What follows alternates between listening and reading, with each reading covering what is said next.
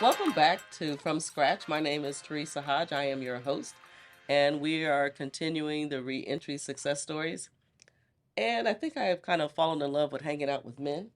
So this is like our third man cave. I'm kind of enjoying being the only woman in this man cave. Thank you guys. Um, but I want to talk a little bit. What we know is the journey in and out of prison for men. It's different, Yeah. than it is for women. So I want to talk a little bit about mentorship and what did that mean for you, to you Yeah. in your journey. We have someone who at 17 was sentenced to 15 years, and I think, Josh, you were 17, Correct. 18. You did 3 years. Correct. And then Donnell, what age? 17. So there's a theme here where it Yeah. feels like, we don't like 17-year-olds, Yeah. and that, you were sentenced to death and then had it reduced to life, but ultimately served 27 years. So, you know, what was it like? You know, how did mentorship make a difference in the time that you did in prison? Mentorship was the foundation of my development. It's a very strong statement. It was the foundation of my development, quite literally. And I can name them, right? Big Paul, Big Kenny, Tyre, Big Ed. These are the men. Shake. All of these men were stalwart 1960s, 1970s, militant Black Panther kind of school of ideology men that were just towers of men, and they would quite literally just put me in class every time we spoke. It was like listening to scholars, professors, geniuses that would pour into me knowledge, wisdom, theory, uh, all of the different ways in which a young mind can be groomed. Remember, at 17 years old, all of us were thrown away by society. We were discarded, put into the funnel of broken systems, which is prisons, right? And we were told, you don't belong out here. You don't belong with us. So when we went inside, we found agency from men that had also been discarded but had found their strength Mm. and had built themselves up such that they could pour into us, knowing, and all of those men that I've spoken to or spoken about, only three still live, and of the others none made it home.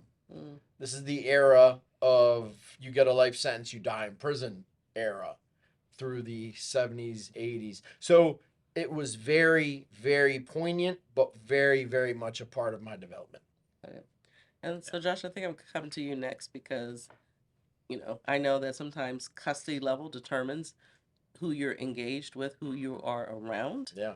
And so your mentorship, and the way you engage with people might have been a little differently. So I want to make sure that we, bring that in. Yeah, so I mean, I started off in the juvenile system, so there's not a lot of mentors. I mean, you get like your higher ranking like gang members and things. That's like as close as you get to that. But when I made it into the adult side, then I started to actually, like Saad said, meet men who had been down, or had come back, after being released, and that was really the first experience in my life that I had with mentorship.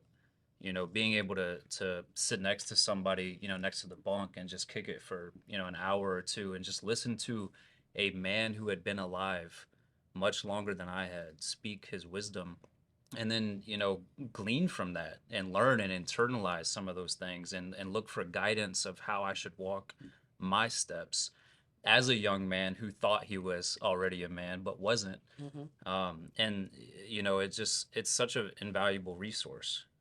And I think we as humans, we look to people to model, to emulate. And when we don't have that, that's how we end up as these 17-year-olds who are getting locked up, because, we have the challenges, the frustration.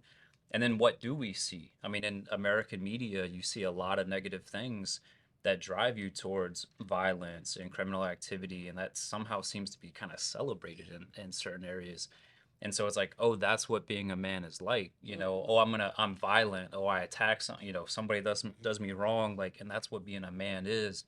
And then you actually meet men who did that, and they tell you that's not what it is, Yeah. you know. Yeah. And so Donnell, interested in your answer. No, it's going to mirror pretty much what both of them said, and you're right.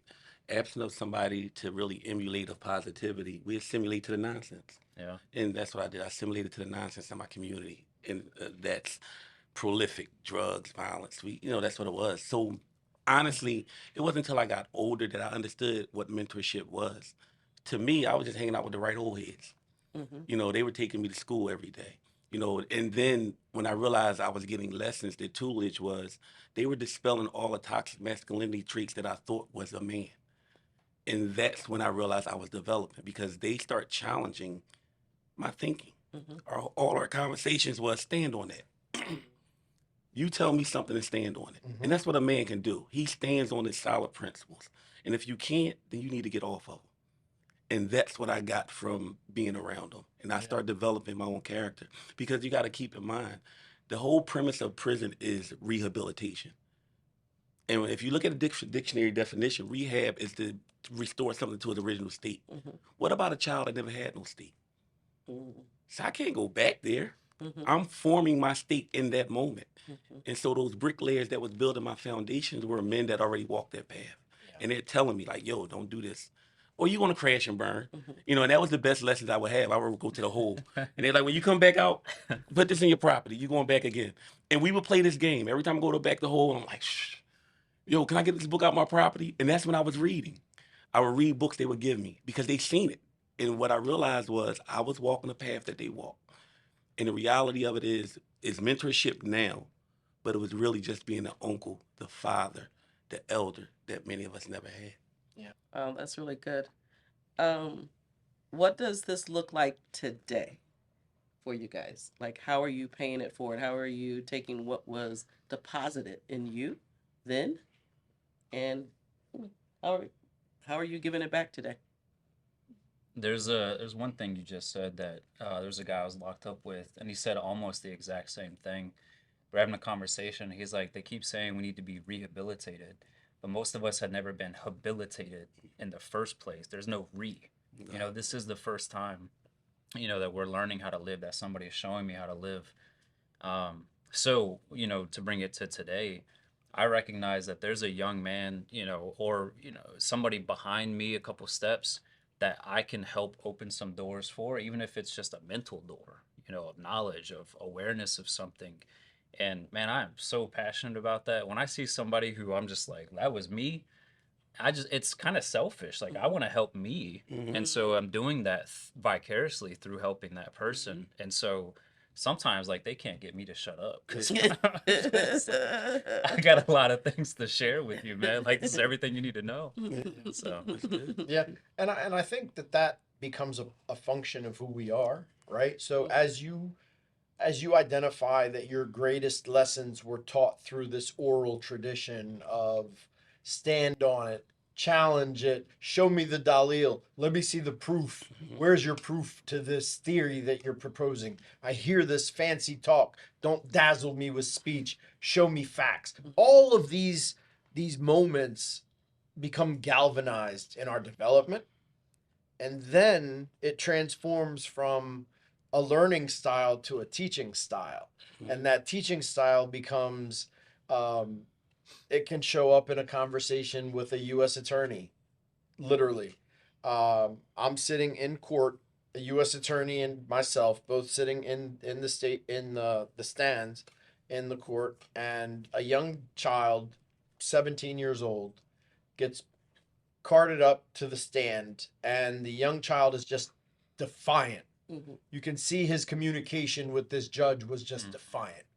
And I'm watching everything unfold, and they're offering him a life sentence. And he's like, I'm not taking any plea. I don't care. I'm not taking any plea. Just defiance. Just not listening, just defiance.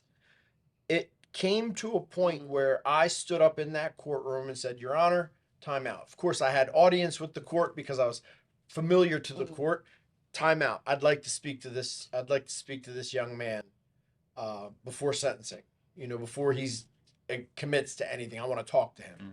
And I was able to spend a month of communicating with this young man, and he had never, ever in his life identified a male role model. Wow. Right? So you're talking about um, this becomes a part of us. It just becomes this function of who we are. Mhm. We're going to intervene. We're going to speak up. We're not going to remain quiet. We're going to advocate on behalf of those that may not have experienced that yet. And he's in prison now, and he's doing a 21-year sentence, and Versus a life sentence. versus a life sentence, and hopefully he'll be home in 2031. So it's these kinds of moments where you think, that's Josh, that's Donnell, that's Saad, Mhm. because we were all that 17-year-old defiant young man. And, Yeah. and I dare say, what we learn, that defiance is really pain. Indeed. That defiance is trauma. And so when you look at it, I'm seeing what the other person's not saying. Exactly. And you said that becomes our teaching tool. That becomes our life. That's who we are. Yeah. And it's Islam. It says who you are in the doing is who you are in the righteousness.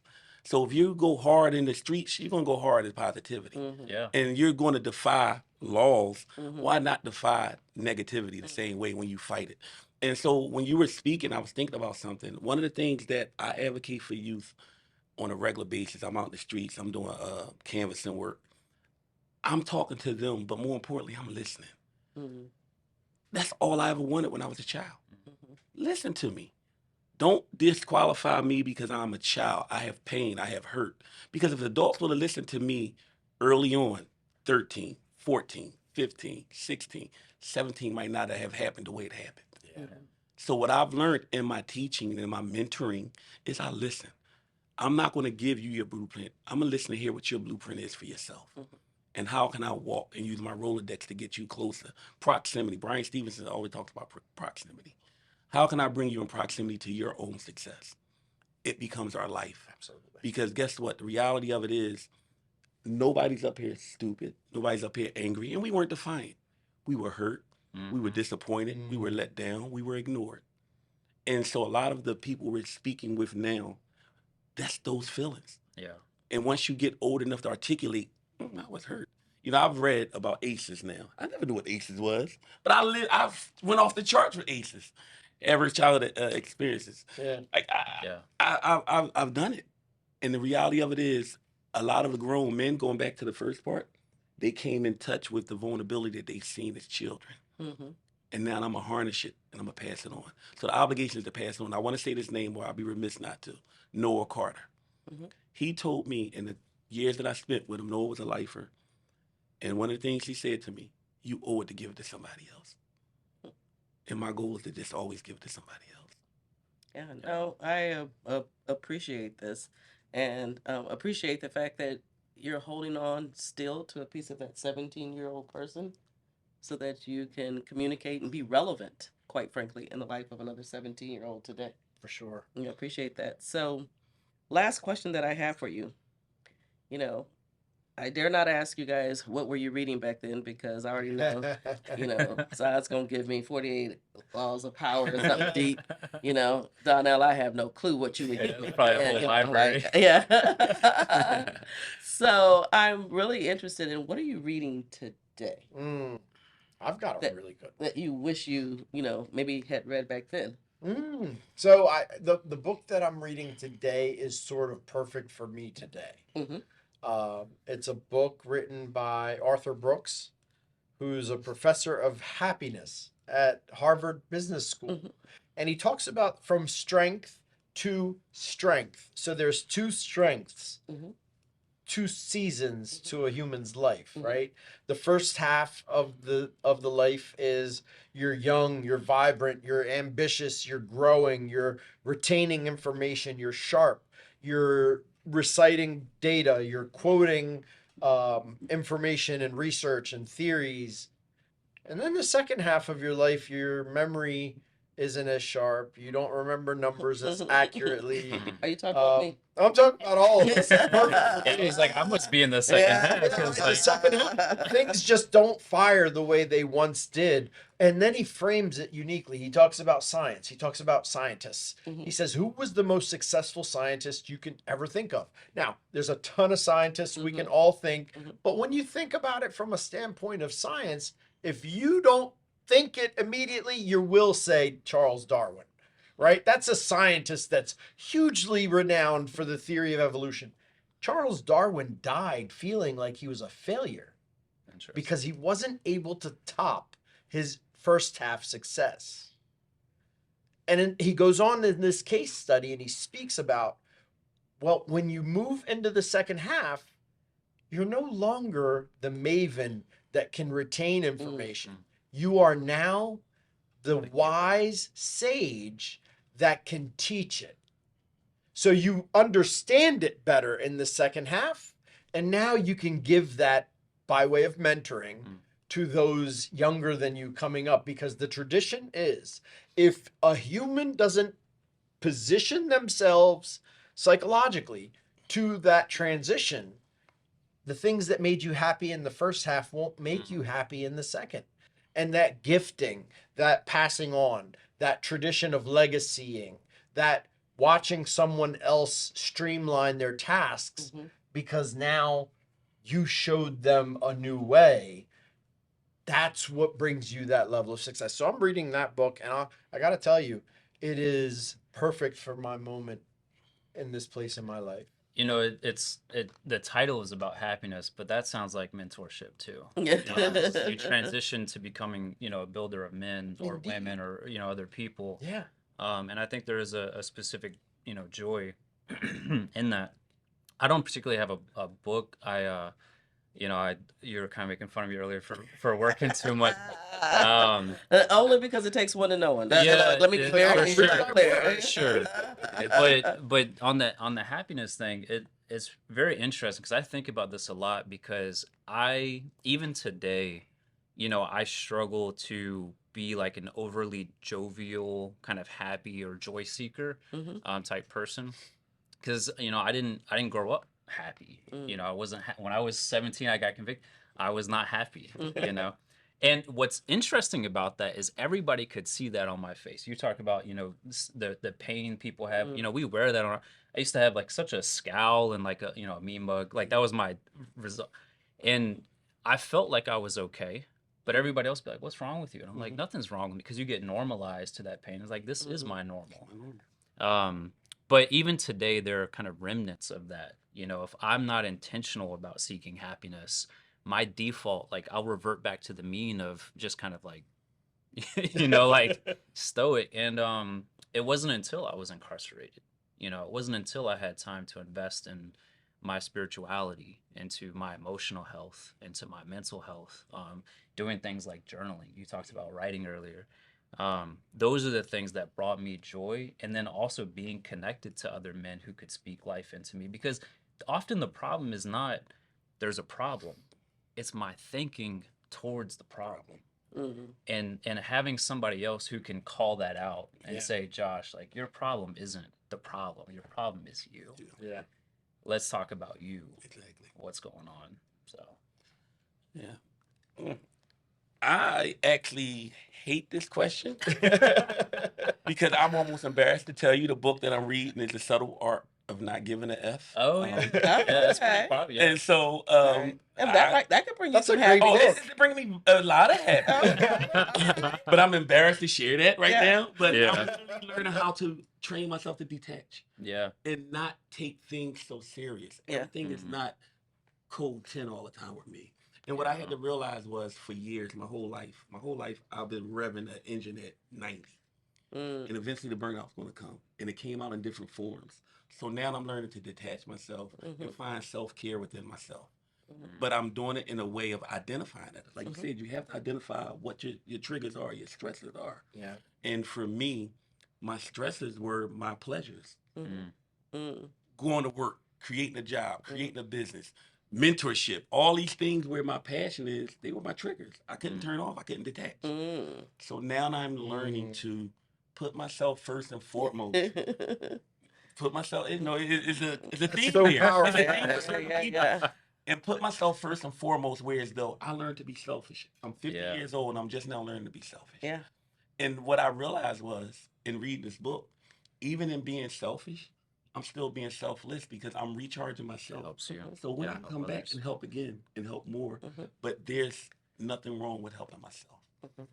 This whole topic of like self-care, Mhm. that has not been a man's topic. No. And Traditionally, and yeah. now, men are coming in like, what do you people ask me like, what do you do to It's take the care of verbiage. yourself? It's the verbiage. The Yeah. thing is, we never the vulnerability. Like I said, when you get grown and you start being confident, you dispel so many toxic thought Yeah, for processes. sure. And it helps in relationships, but it helps in you. Mhm. Vulnerability, like you said, self care. Yeah. We don't call it self care. We just say we going to guys' night out. Yeah, yeah, We gonna go get a exactly. beer. We know we masculine Yeah. it. Masculine. Yeah. But the reality of it is, we I need to some talk people to somebody. yeah, I'm not going to go to therapy, Yeah. But let's go to Yeah. the bar and drink, Yeah. And so we actually found ways to do it, but now we're identified with the right verbiage, Yeah. the positive verbiage that makes it okay to share it in our mentorship. Yeah. It's okay to say I'm not okay. Yeah. Mhm. It's okay to say I can't. Mhm. It's okay to say I need help, Mhm. and we're doing it more. And the thing is, these type conversations are becoming normalized, and that's what we should make them. Yeah. Yeah. And young men need to see this. Absolutely. Young men need to see these conversations Mhm. because when they're looking for that guidance and they see a man who's further in talking about these things and espousing these ideas and saying, hey, it actually is okay to talk about how I feel instead of act Mhm. on how I feel. Yeah, that pathway needs to exist. And the diversity. I Absolutely. love the diversity of the conversation. Mhm. All of us have the similarity of prison, Yeah. but it all took different And paths to age. get there. Right. Different ethnic backgrounds, financial backgrounds. And the best part about that is each one of us speak to someone's difference. Yeah. But the reality of it is the change is here. Yeah. And that's the common denominator, the change and the growth. Yeah, but it's unique in the sense that everything that you've said, everything that Josh has said, though they come from entirely different lenses than my own, resonate with me wholly. You know what I mean? Because it's like I can relate to everything Josh said. I can relate to everything Donnell said. I then pour into it myself. We manify the conversation one more time, level that thing up, and then Manified. manify. First. Here first. Yeah, it's a new Hashtag manify. Yeah. Copyright. Yeah. Yeah. Let me get That's this how I get royalty. Use my word again. I'm gonna See? get you out. You see, now Yeah. this is real man energy. Like, Yeah. I'm gonna copyright it first. Yeah, how can we monetize self-care? How can we monetize monetize it? You know? Edify.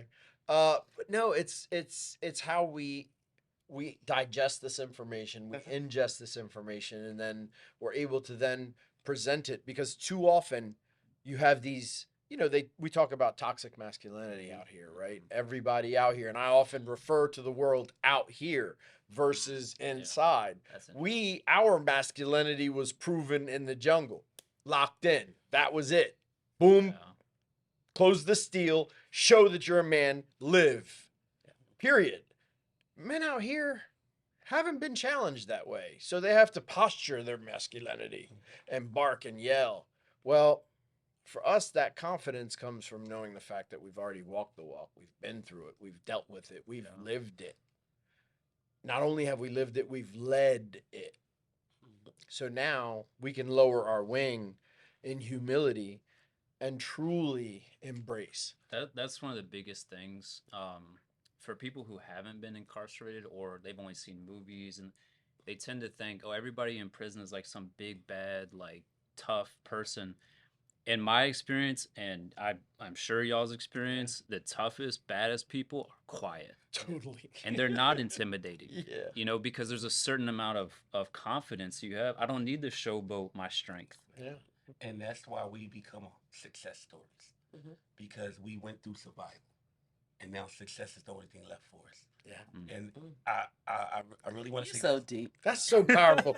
I swear I could just take quotes. Donnell. Yeah, I know. Don't do that. Just We'll just listen to you. know, there's You can nothing just left you for can us take but the. success. Yeah. Can we turn our mics down? Yeah. We'll just Yeah, listen. like, You know. dim the lights on everybody else. There's nothing left for us but success. You know? That's the mindset we have. Yeah. I just wanted to say real quick that I really appreciate hearing you say that, because what resonated with me just now was you learn how to be a man. And I tell everybody, I encounter more humanity in my life Mhm. in prison than I ever experienced in my 17 years on earth.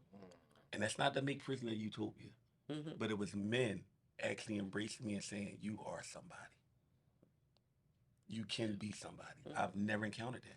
Well, we're gonna end on that one because I don't know if Powerful. anybody can top it, and because y'all are mattifying it.